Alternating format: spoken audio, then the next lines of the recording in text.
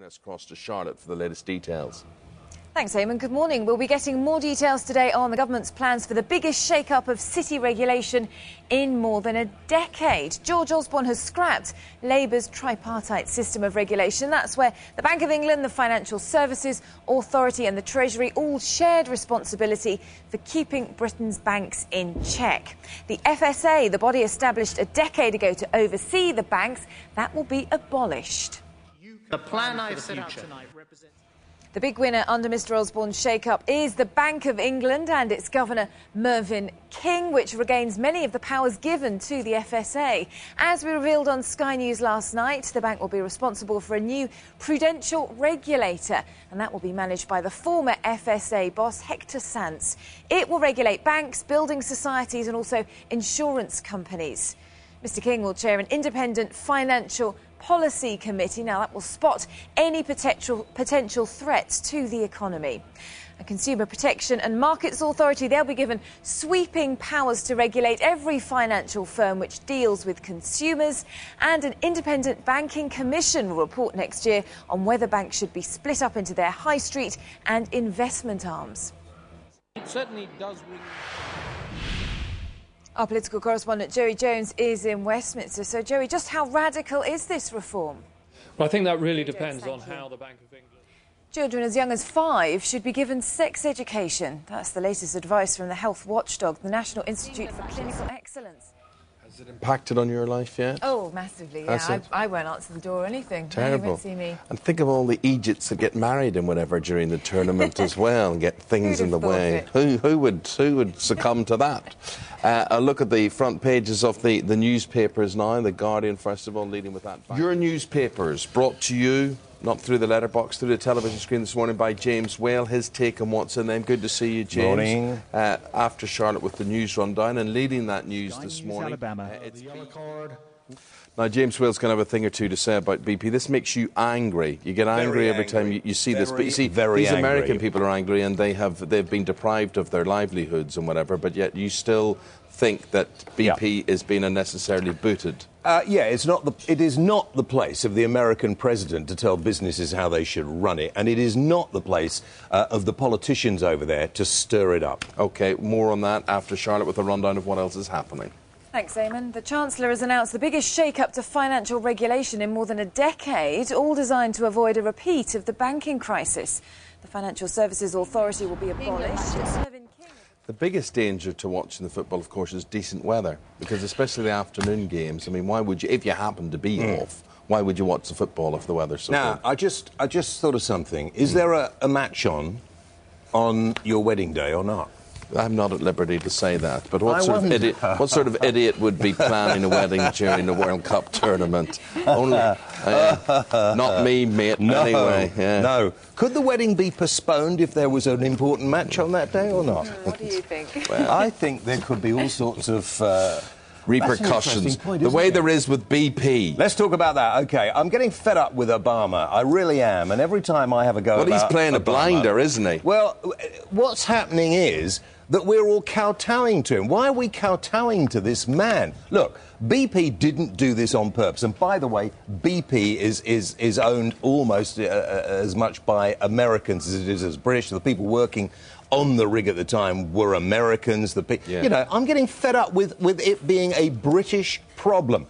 You know, we're going to clean it up. When I say we, BP are going to clean it up. Hopefully the Americans are going to help. Did they help, by the way, with the oil tankers that spilled their loads around the world from time to time? I jolly well hope so. I'm getting sick and tired of the thick, ignorant Americans as well. One woman on your report saying, I hope the British Queen's got something to say about this. You know, for goodness sake, if the Americans don't stop bullying the rest of the world, there'll be trouble. I've had enough now. When you're out of work it. And when your whole environment is spoiled, I mean, you're a man, you're big into nature and whatever it is. I mean, it's it wasn't me that caused it, it wasn't you, it was BP. And I am sure they are, and if they didn't clear it up, and if they don't get it sorted out, they deserve everything they get. But as far as I can see, they're trying as hard as they can. It's not doing them any good or anybody else. They're going to make sure that people get looked after.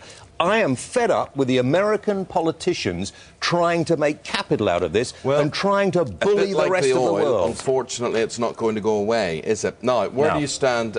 Sex education at school, children as young as 5, should they be taught all about sex? I think that's up to the individual parents. I think kids need to know what goes on, but I think at that age it's up to the individual parents. My problem is NICE. Now, as you know, as the chairman of a cancer charity, we're very wound up at the moment trying to get people drugs that will prolong their lives. This is the government's health watchdog. This is the health watchdog NICE, who apparently they produced this 74-page document on its own initiative. They weren't asked to do it. Our NICE is a quango trying to find a reason to exist, because quite frankly I think we'd be a lot better off in this country without NICE. I think we could save the money we pay their expensive people and we could sort it out better than that. So, Charlotte, sex education at 5.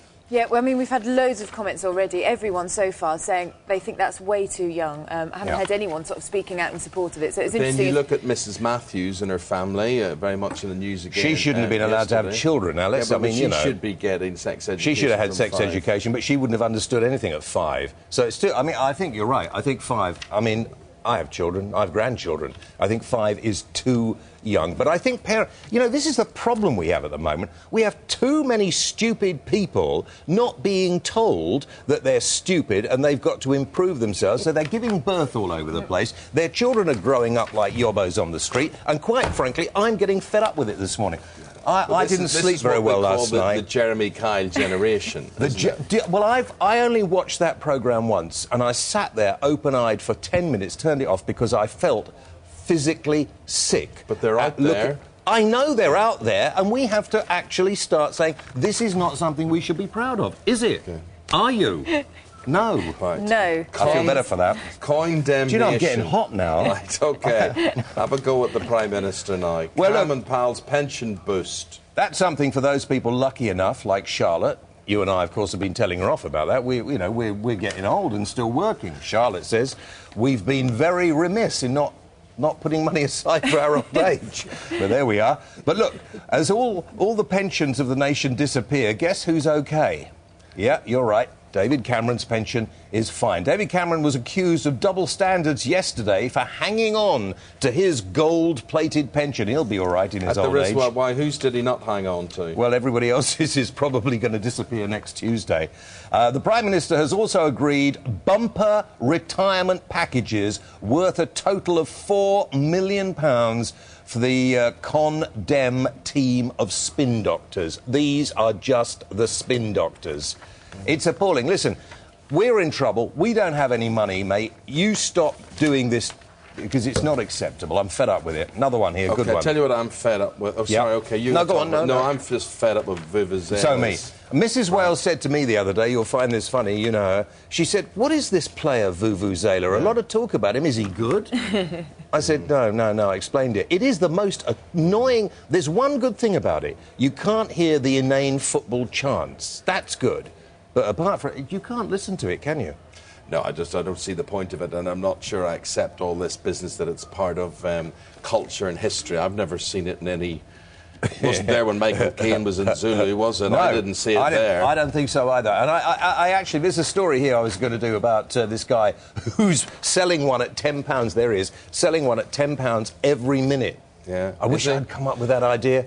We'd have been all right in our old age. For the Rugby World Cup in the mid-90s, I didn't see vuvuzelas at any of the rugby games. But did you see the captain of the South African team? He said, and I'm hoping that the fans will get behind us. What he was saying was he wanted more vuvuzelas in the crowd because he knew it was putting off the other side. It is. But it didn't work for him, did it? Because they didn't win. It didn't. OK, that's especially for our South African viewers today who get very het up over these things. Do they? You know? Can I say hello to my wife's uncle in Cape Town? Yes. Been there 35 years. Yeah. All right, Mike? Good. Oh, excellent. I've never heard of vuvuzelas either. You should go out there and join them. Yeah? Sooner the better. You want to get rid of me that much, yes. eh? OK. Excellent. Thank you very much. Most beautiful place. I think Cape Town's the most wonderful city. Charlotte, you deal with the complaints as they come in. Thanks very much for that. I'll be fielding them, yeah. Thank you. Top stories are these on Sky News Sunrise. We're talking about BP there, the chief executive. You're a real-life couple then. Imagine working with your missus in real life. What? I'm sure he really likes it. Not to be unlike some recommended. people I know. The sports news, Jacqueline. God, wasn't it weird at the World Cup yesterday?